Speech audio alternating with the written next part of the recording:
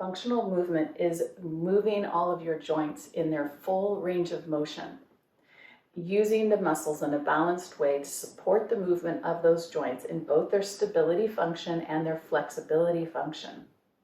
It is comprised of 7 basic movements, which are squat, lunge, push, pull, hinge, twist, and gait or walking.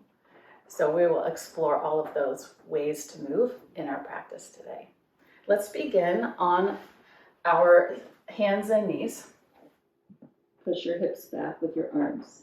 There's that pushing action. And yoga has a lot of pushing, but it doesn't have a lot of pulling. Let's come forward into plank. Now I'm going to cross my ankles, and you can have your knees up or down. Spread your fingers and look down. Now, as you look at your hands in your variation of your plank, squeeze the hands like suction cups into the floor. And then imagine that you're not only pushing the floor away, but you're pulling the ground towards you. Now, as you bend your elbows, pull the ground towards you. And then push the elbows straight. As you bend the elbows, pull the ground towards you. And then push the arms straight. So that's one way to get that pulling action where it's not as common in yoga. Pull, push, pull, push. You feel how much more engagement there is if you add this idea of pushing and pulling while you're doing your yoga push-ups. And one more. Great. Uncross the ankles, down dog or puppy pose. Breathe in. Breathe out. Breathe in. Breathe out. Inhale. Exhale. Last breath in and out. We're going to go back into that position. Cross the other ankle on top. Hands right underneath the shoulders, crossing the ankles, knees close together. Once you have that, pull as you bend the elbows, squeeze the elbows in slightly, and then push the floor away, straighten the elbows. Go slow enough so that you can feel how important the engagement is of your hands to producing this action. This is a principle called muscle energy that's very important in yoga, and a lot of yoga classes don't talk about this at all. So as you engage muscle energy, even it out between all your fingers, your entire palm, and imagine that you're drawing energy from the center of your palm up through the bones of the arms, into the shoulders, and into the back of the heart area. And then you'll have that complete engagement as you bend the elbows and straighten them. 2 more. You can do it. Remember, engage the belly. Last one. Great. And down dog or puppy again. Breathe in. Breathe out. Use the breath now to imagine that energy, prana, life force, chi, is moving through your whole body, from your fingertips, through your arm bones, through the torso, through the hips and legs, all the way to the feet. And that you can direct this energy with your attention and your ujjayi breathing. Now, come on up to table. And either have your toes tucked or untucked. We're going to sit back as you exhale. Come forward through table into seal as you inhale. Exhale, belly in, push back. Inhale, pull yourself forward. So here's another pulling action. Push back to puppy. Go slow. And then pull yourself forward. Do you feel the triceps and the lats engage? The lats are here on that underside of the arm. That's your wings in your torso. Activate the push back and the pull forward. 2 more. Last one. I'll come to table and we're going to add something. So you will need your toes tucked under here. Sit back in your puppy pose, and then you're going to push off your back leg, inhale into bird dog, right leg lift. And then lower it, come back down. Other side, left leg lift, push. Come back. Push. Come back and go at your own pace. You're going to do 3 or 4 more on each side. Keep those arms straight and firm so the elbows don't bend at all. You're keeping them strong like table legs.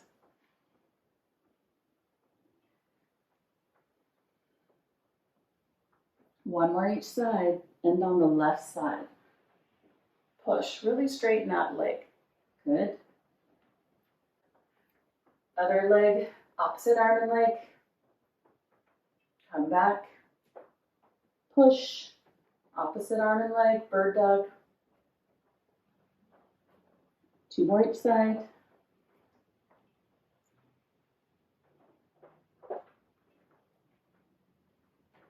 Breathing through it.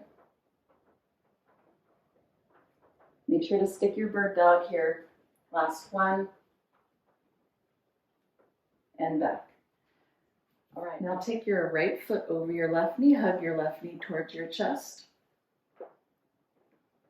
We're doing Sukhirandrasana now. So as you hug your left knee towards your chest, relax the shoulders, flex your top foot. Okay, looking good. If you want some more challenge, then you're going to put your arms under your shin for like a forklift action. So I've got my left arm by my ankle and the right arm underneath by my upper calf. And then you may be able to extend your bottom leg. So this is definitely more level 2, 3. So if you've got some instability in your hips or lumbar spine, then you'll want to modify this. Now squeeze your bottom leg straight if you are extending your leg. Keep flexing your top foot. Now press your right knee, okay, the top leg knee, push the top leg knee away from you. And push the top leg foot across the body. So if you've got your right leg on top, you're pushing your right foot to the left a little. Did you feel that, Singer? Okay. Bend that bottom leg back in and lower your head and shoulders back to the floor. Take a deep breath. And let's change side. Now I'm crossing left leg over and pull in. Let's do just Sukhirandrasana 1 for this first part. Take a moment to make sure that the knee is happy, the hips are happy, hips are level, shoulders are relaxed. Relax your jaw and breathe deeply through your nose.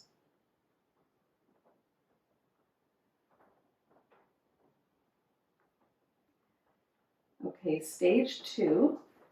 If you want to do stage 2, we're going to bring right arm under the ankle, flex the foot, left arm under the upper calf, and then lifting your head towards the shin, extend the right leg. Now, I really work this top foot to engage the lower leg to support the knee joint, because this is a challenging position for the knee joint. So we want to pull energy from that top foot through the shin and calf and feed it into the knee to protect it. Now this bottom leg, I want you to hug it into the midline because it's probably drifting out to the side. So hug it into the midline even an inch and you'll feel those muscles turn on and it'll be more of a complete action. Hold it here. Now move this top knee a little bit away from you and move the foot a little across. Explore and see what feels best to you. Or I should say, it feels more intense to you. 5, 4, breathe, 3, 2, and 1. Snap that leg in. Bring the feet to the floor. Both feet to the floor, hands on your belly. Take 3 diaphragmatic breaths. Breathe in. Let your back and hips adjust from that strong pose. Feel the prana, the chi, move through your body. This is one of the most glorious things of yoga. It's being sensitive enough to feel the energy flowing through the joints like they weren't before from these movements, these dynamic movements, and our attention on what we're doing.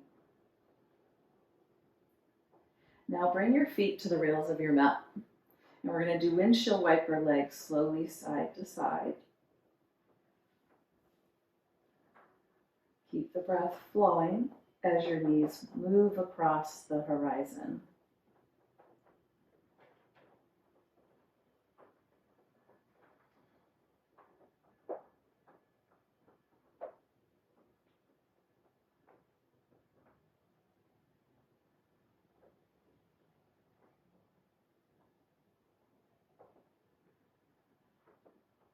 Two more.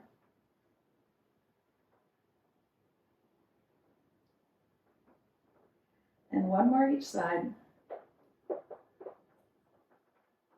And come back to center. Now I'm going to take a block off to the left side of the mat by the hip, kind of outside the hip. And then extend the left leg on the floor and pull the right leg up, right knee bent. And this block is going to catch my knee when I go out. Arms are going to be out to the side or in cactus shape. And then as you exhale, belly is going to come in and you're going to tap that knee to the block. Keep the bottom leg very strong and straight. Inhale the knee back up.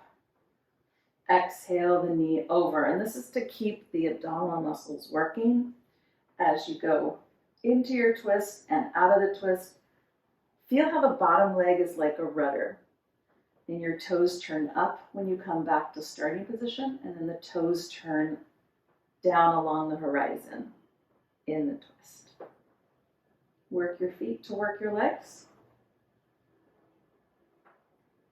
Pin the shoulders to the floor. 2 more. Bottom leg strong, buttock working, and now stay in the twist, but don't collapse the pose. So I'm bringing the shin down to the block, flex the foot, roll the shoulders onto the floor, and turn your head away from your knee. Breathe in.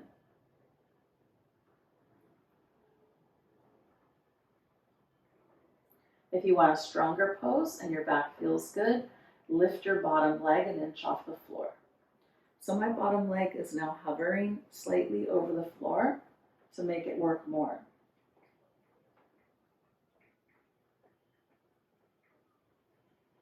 Now here's another variation. If you have that bottom leg hovering, kick up that bottom foot and grab it with the right hand. So now you've got a thigh stretch on that bottom leg. Pull the belly in, and then if your back is feeling good, extend out that top leg. This is a lot, so it's got to be engaged for it to be safe. Keep rolling your right shoulder on the floor. Keep pulling the bottom leg heel towards the buttock in a thigh stretch, and keep kicking out through the top leg. Keep kicking strong. Okay, release the bottom foot back into that straight leg position, bend the top knee, and pull the leg back up to the beginning position. And scoot the hips back to center. Now I'm going to shift to the other side, using the block again in position. And the block is going to catch basically the knee or the shin, right? Exhale, engage the belly, tap the shin to the block. Bottom leg strong and straight. That bottom leg should be like you're standing on it. It shouldn't drift back or forward. Exhale into the twist. Arms can be in straight or they can be in cactus shape. But actively pin the upper body to the floor, including the head. Keep gazing straight up. Don't turn your head in this position while you're going in and out of the pose. Keep engaging the legs and the core.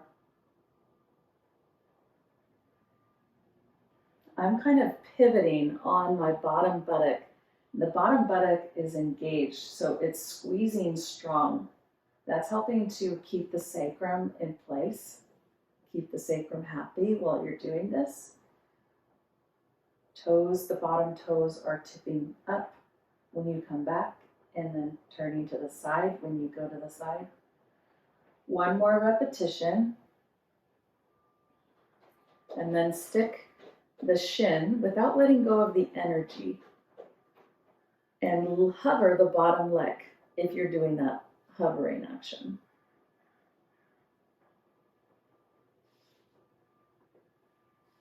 Hovering the bottom leg. And then if you want to add, you're going to bend that bottom knee, pull the heel towards the buttock, and kick out with that bottom leg. So I do have the shin knee kind of resting on the block, but it's engaged. Kicking out. So this is a variation of Tibetan Star. Now roll that opposite shoulder onto the floor. And keep kicking through that top leg. Pull the belly in. Breathe in. Turn your head away from the kicking leg. And back to center. Release your bottom leg. And bring in the top leg. Scoot back to center. Take a moment, diaphragmatic breath, and draw the knees towards the chest. Breathe into your low back. And then release your feet to the floor.